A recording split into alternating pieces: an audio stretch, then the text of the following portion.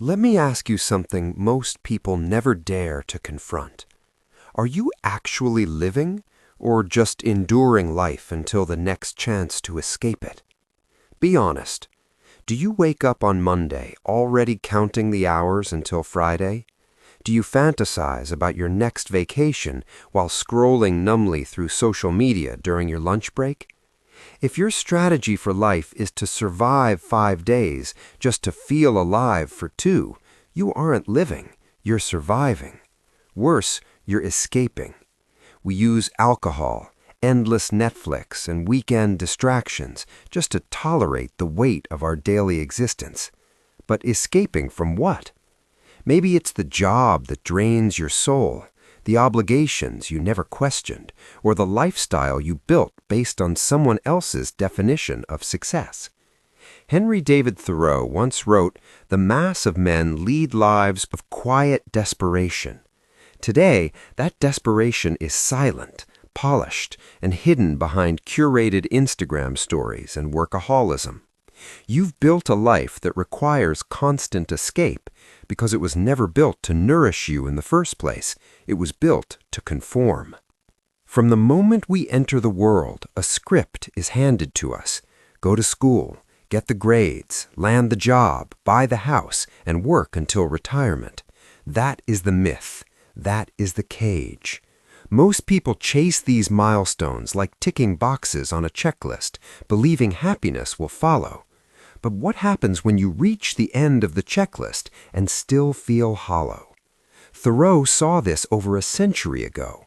He observed that people go to the grave with the song still in them because they were too consumed by duty and unexamined ambition to let their souls sing. Society tells you success is external.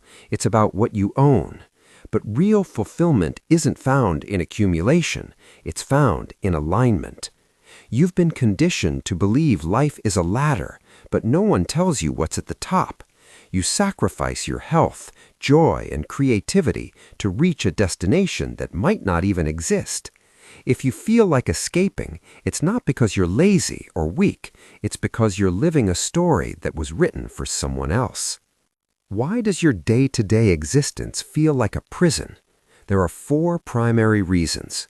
1. The prefabricated life. You adopted a standard blueprint designed to produce obedient workers and compliant consumers, not fulfilled human beings. 2. Confusing means with ends. You work to make money, to buy things, to maybe one day live the life you want. But that one day never comes. You are using the best years of your life as a means to an end that keeps moving further away. 3. Overcomplicating existence. Every new possession, the bigger house, the upgraded car, increases the cost of your life, not just in money, but in freedom. You work longer hours to pay for the lifestyle that chains you to the job you hate. 4. Starvation for primary experiences. Your life is mediated through screens and algorithms. You've been severed from the essentials, the dirt under your feet, silence, and creating with your hands. Thoreau said, "The cost of a thing is the amount of what I will call life, which is required to be exchanged for it." Most people are paying with their lives for things they don't even want. Most people think the solution to stress is addition, a new habit, a better planner, or a productivity app. But the real solution is subtraction. Complexity is a trap. Every unnecessary obligation or commitment rooted in fear tightens the noose. Thoreau's advice was simple: simplify, simplify. This isn't about an aesthetic, it's about radical honesty. Look at every part of your life and ask, does this give me life or take it from me? Imagine canceling 80% of your social commitments to nourish the 20% that actually matter. Imagine reducing your housing costs to liberate your time. Every item you own is a silent contract demanding your energy. When you simplify, you stop building a life around compensation and start building it around intention. Suddenly, the urge to escape disappears because your everyday life isn't suffocating you anymore.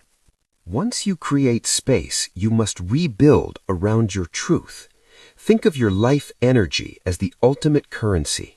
Every hour you work is a finite part of your life that you will never get back.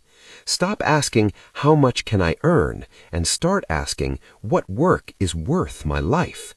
When you align your work with your values, you are no longer escaping, you are pouring energy into something true.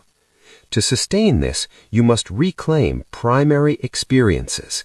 Step outside without a phone. Let boredom surface. Create something. Cook, draw, or build. Your brain is wired for creation, not just consumption. Reconnecting with the basics of being human is a revolution against the compulsive need for digital escape. There is one final trap: the pressure to conform. Even when your soul screams for freedom, a voice asks, "What will people think?" Thoreau famously said, "If a man does not keep pace with his companions, perhaps it is because he hears a different drummer." Living deliberately means rejecting automatic living and questioning every should you inherited. If you try to live a life everyone approves of, you will never live a life that feels true to you. It takes courage to say no to quiet desperation. People may call you irresponsible or unrealistic, but they're not the ones who have to wake up inside your life every day. You are. Stop asking for permission. Burn the old script and start writing your own. Go to the comments and tell me one thing you're ready to stop doing just because it's expected of you. Let this be the start of your return to yourself.